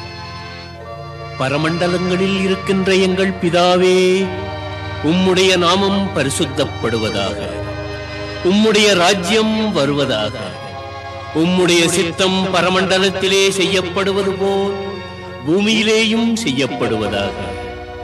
எங்களுக்கு வேண்டிய ஆகாரத்தை இன்று எங்களுக்கு தாரும். எங்கள் கடனாளிகளுக்கு நாங்கள் மன்னிக்கிறது போல் எங்கள் கடன்களை எங்களுக்கு மன்னியும். எங்களை சோதனைக்குட்பட பண்ணாமல் தீமையினின்று ரட்சித்துக் கொள்ளும். ராஜ்யமும் நீரே, மகிமையும் நீரே, சக்தியும் நீரே, சர்வமும் நீரே. ஆமென். அனைத்து மாந்தரும் புரிந்து கொள்ளும் வகையில் எளிமையான நீதிக்கதைகள் மூலமாக போதனைகள் புரிந்தார் இயேசு கிறிஸ்து.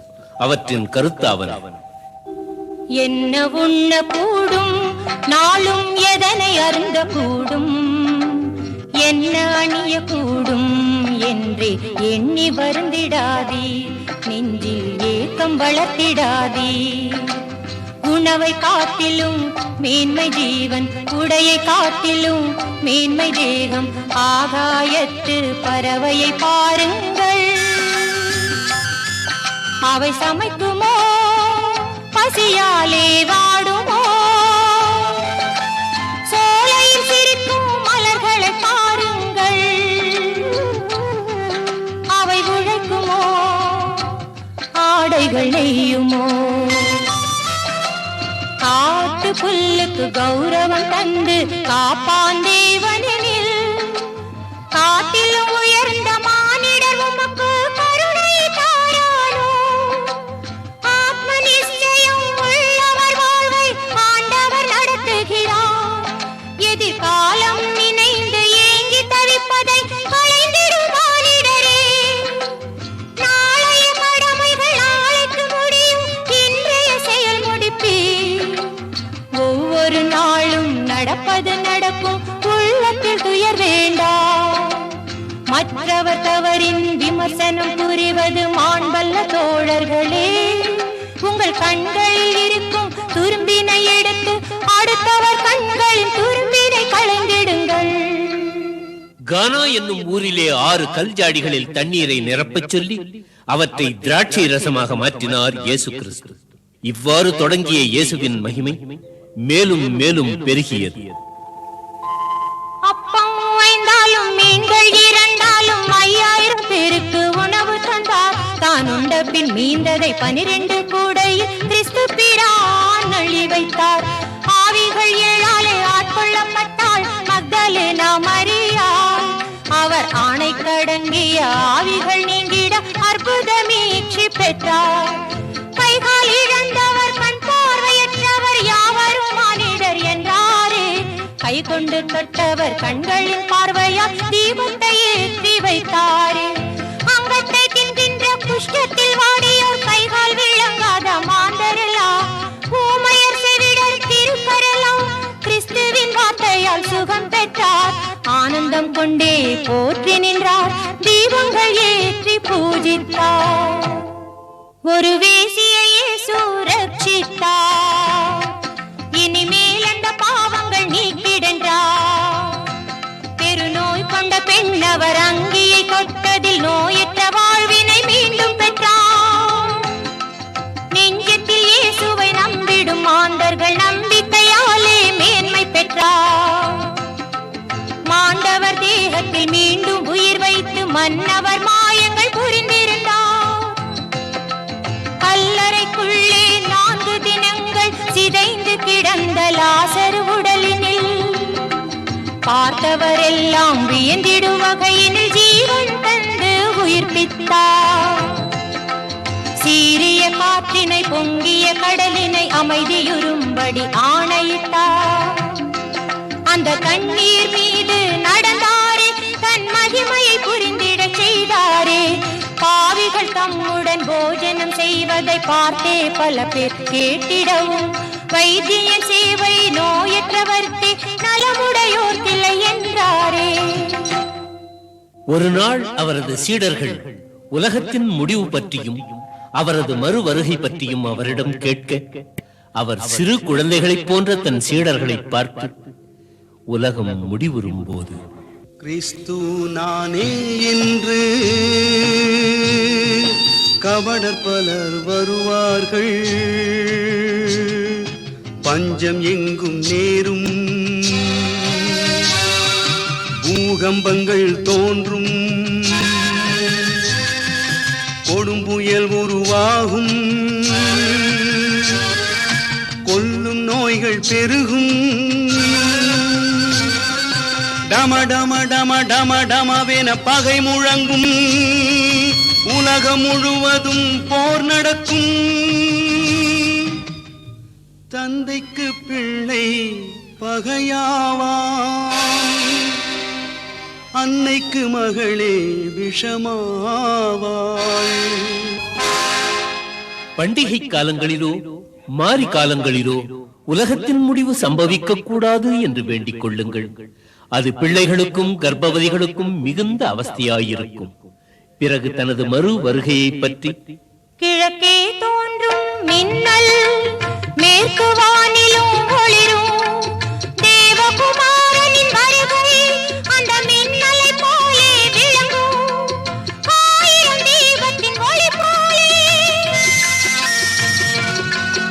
அதில் சூரியன் சந்திரன் தோற்காதோ, தேவகுமாரன் தூதுவர்கள் பல திசைகளை நோக்கி விரைவார்கள்.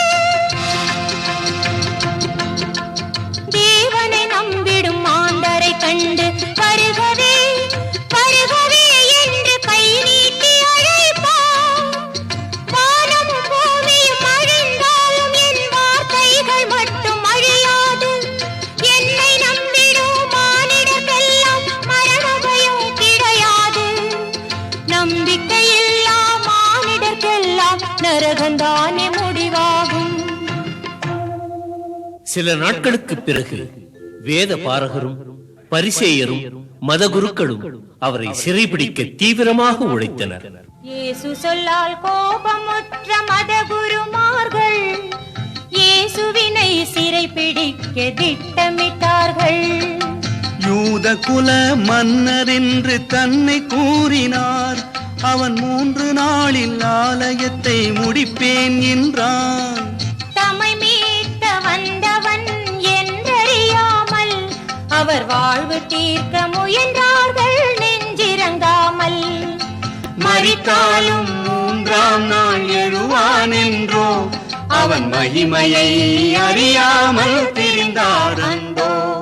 ஒரு தினம் மாண்ட 4ஆம் நாள் இயேசுவின் கரத்தால் உயிர் பெற்று எழுந்த லாசருவின் சகோதரி கிறிஸ்துவுக்கு விலையுயர்ந்த சுகந்த தைலங்களைக் கொண்டு அபிஷேகம் செய்தாள். அதனைக் கண்டு சீடர்களில் ஒருவரான யூதாஸ், இந்த தைலங்களை இப்படி வீணாக்காமல் இவற்றை விற்று பணத்தை ஏழைகளுக்கு கொடுக்கலாம் அல்லவா என்று கேட்க, இயேசுவானவர், ஏழைகள் பூமியில் என்றும் உள்ளாரே, துயரங்கள் எங்கே நிரந்தரமான ஒன்றே. ஏழை தமக்கு சேவைகள் புரிய உங்களில் பலருண்டு. நான் வாழும் நாளோ குறைவாகும், அதனால் மரியாள் தைலமிட்டாள். இது கல்லறை காண செல்லும் யூதாஸ் காரியோத் வெறும் 30 வெள்ளிக்காசுகளுக்காக இயேசுவை காட்டிக் கொடுக்க துணிந்தார். இயேசு கிறிஸ்துவும் தனது முடிவு நெருங்கிவிட்டதை அறிந்து தான் சிறைபிடிக்கப்படுவதற்கு முன்னால் தனது சீடர்களுடன் இறுதி விருந்து உண்ண ஆயத்தமானார். இந்த இரவு இது மறக்கவண்ணா இரவு.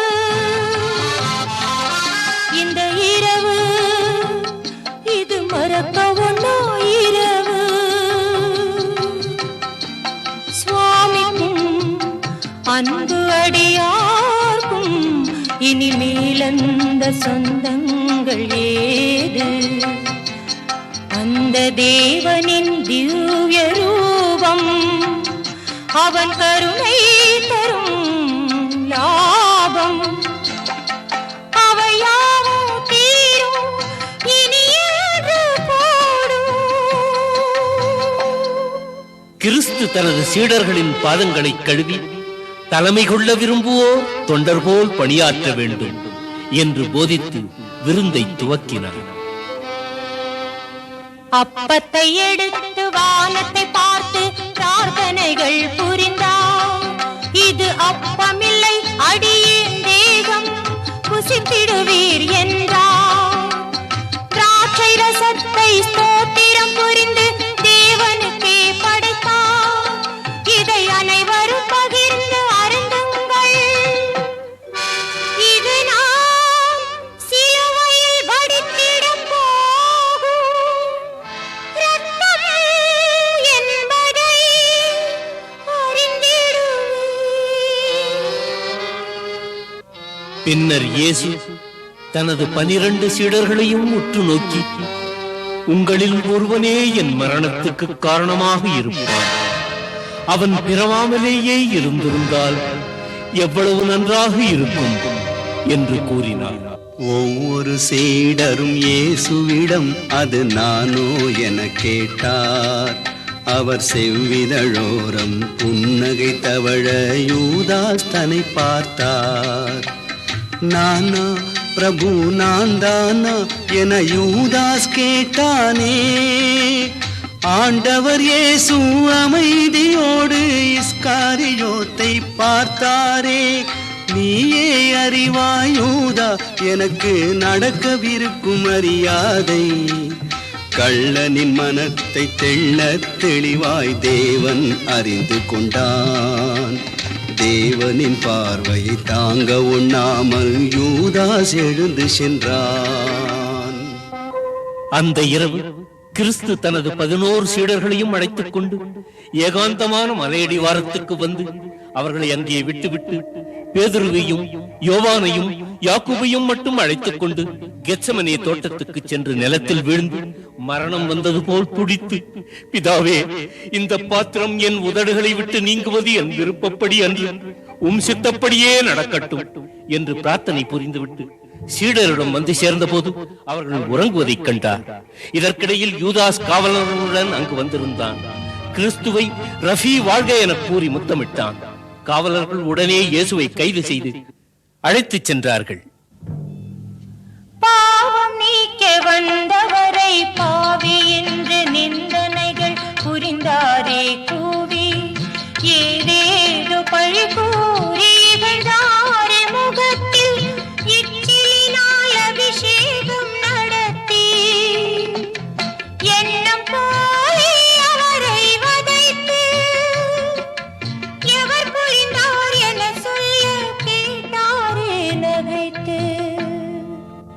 அன்னா காய்பா என்போரின் சங்கத்திலிருந்து இயேசு நீதி விசாரணைக்காக உயர் அதிகாரி பிலாத்துவின் முன்னர் கொண்டு வந்து நிறுத்தப்பட்டார்.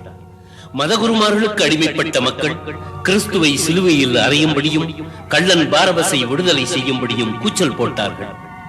இந்த புண்ணியமூர்த்தி இயேசுவின் விஷயத்தில் நான் நிரபராதி, பழியற்றவன் என்று கூறி ஜனங்களுக்கு முன்பாக கைகளை கழுவினார். செந்நிராடை இட்டார்கள், முள்ளால் மகுடம் புனைந்தார்கள், கையில் பிரம்பொன்றை கொடுத்தார்கள், அதை செங்கோல் என எண்ணச் சொன்னார்கள், தேவனின் முன்பு பணிந்தார்கள்,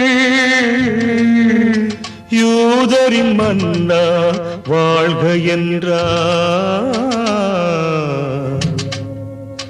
மன்னவன் ரத்தம் ஆறாக பாயும் வரையில் அடித்தார்கள், அந்த பாவிகள் பார்த்தே மகிழ்ந்தார்கள்.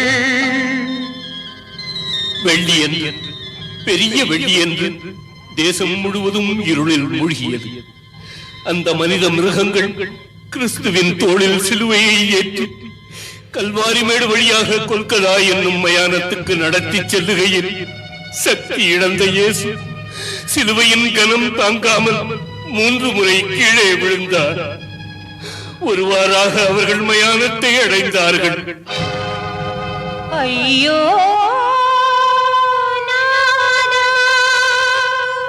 ஐயோ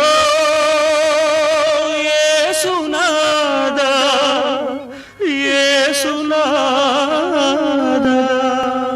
கரையில்லையே கரையில்லையே தங்கள் துயருக்கு. இது சரியோ இது சரியோ எங்கள் மனதுக்கு.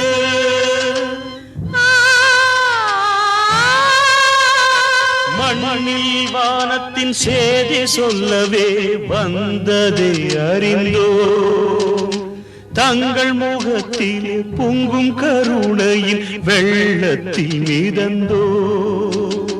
மலரை போன்றவும் வதனம் முழுவதும் சிவந்து போனதோ, சிரசில் இருந்து நதியை போலவே குருதி பாயுதையோ. வண்ண முகத்திலே எச்சில் அருவிகள் வழிகின்றதென்ன, மின்னும் விழிகளும் குளங்களாகவே நிறைந்தது கண்ணீர். சிலுவையில் ஏற்றி ஆணிகள் அறைந்தார், ஜெகம் தாழ முடியவில்லை. ஐயா எங்கள் சேசையா.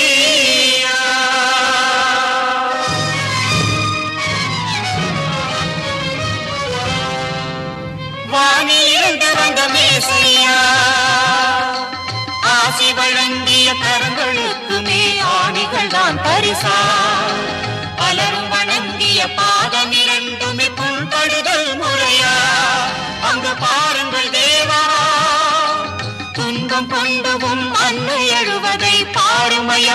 உமை போற்றிடும் மக்கள் துயரினை நீ பார்க்க வேண்டும் ஐயா. ஏற்கனவே சிலுவையில் அறையப்பட்ட 2 கள்வர்களோடு இயேசுவையும் சிலுவையில் அறைந்தார்கள். பரம பவித்திரனும் லட்சிய பிறவியுமான இயேசு மரச்சிலுவையில் மரணத்தோடு போராடுகின்றார்.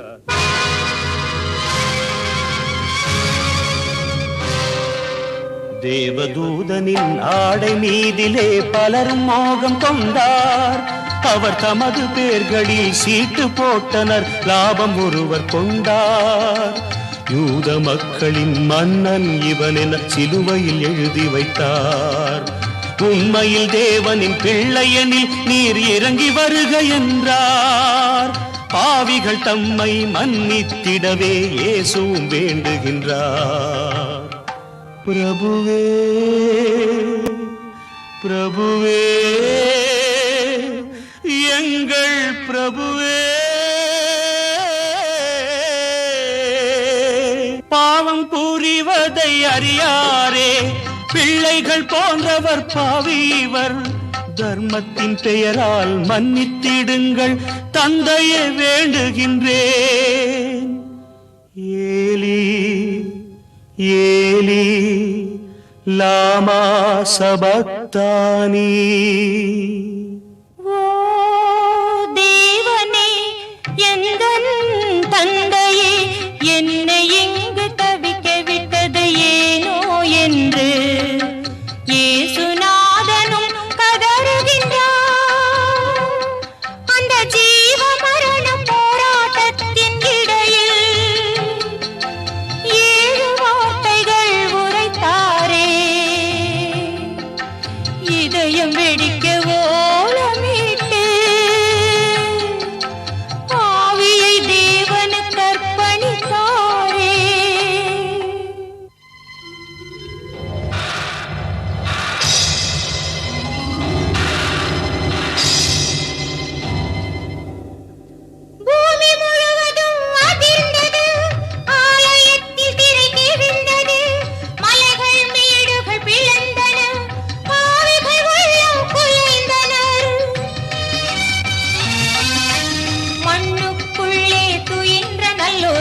உயிர் கொண்டெழுந்தனரே. மக்கள் எல்லோரும் இயேசுவின் பெருமையை மேலும் அறிந்தனரே. இயேசு தேவனின் பிள்ளை தானென அறிந்ததும் நடுங்கினரே. மனுஷகுமாரனின் மாண்ட உடலினை மண்ணுக்குள்ளே புதைத்தனர் பாவிகளே.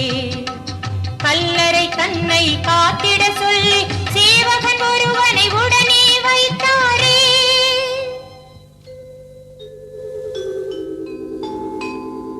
தான் உரைத்தது போலே 3ஆம் நாளில் இயேசு உயிர்த்தெழுந்தார். ஹல்லேலூயா, அல்லேலூயா, ஹல்லேலூயா, அல்லேலூயா,